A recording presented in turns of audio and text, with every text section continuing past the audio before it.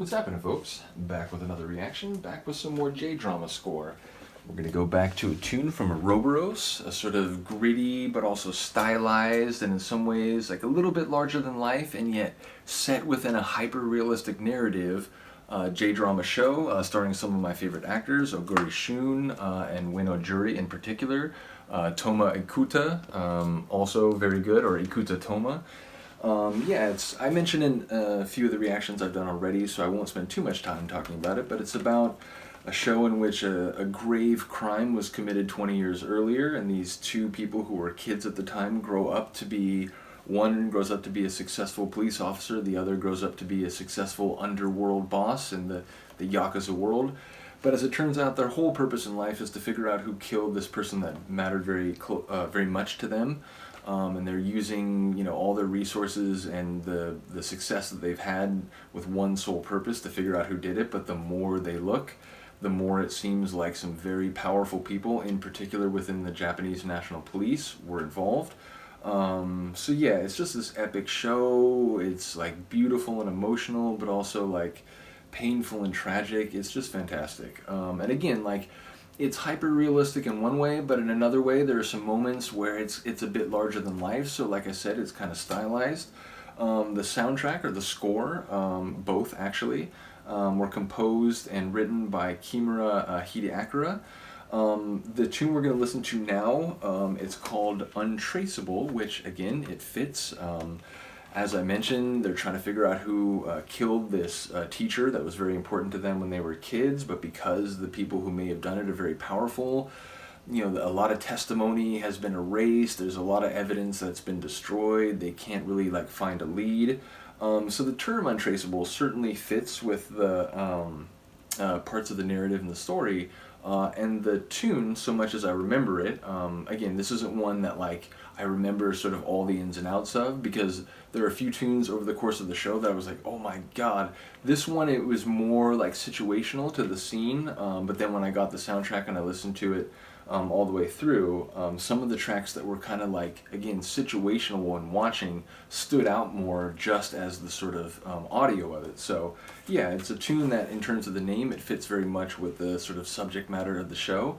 And it does have this kind of mysterious, maybe a bit dangerous, a bit ominous kind of feel.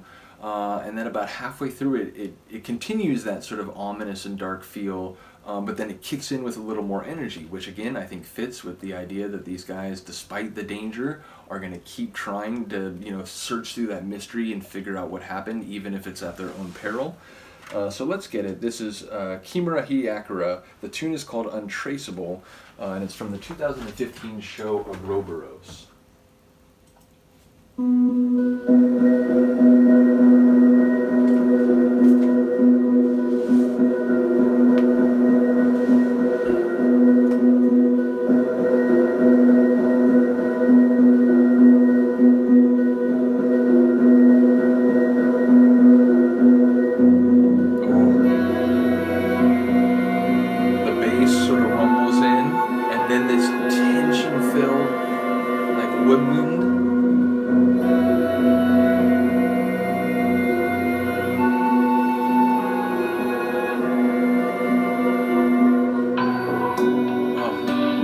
Comment on that background,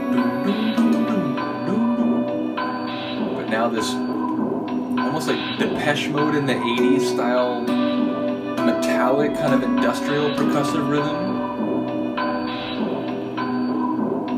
It's like People Are People or something.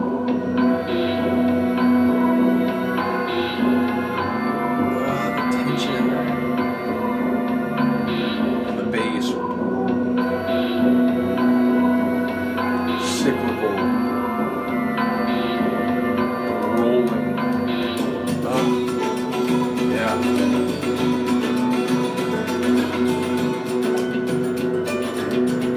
Little key hits, almost like xylophone.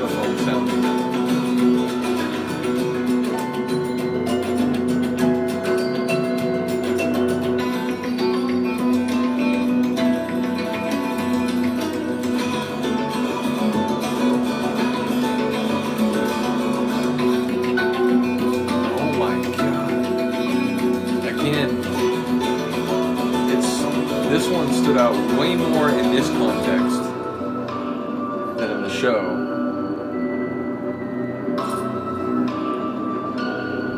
Suddenly feels like we're like in an abandoned town with like a death wind blowing through it.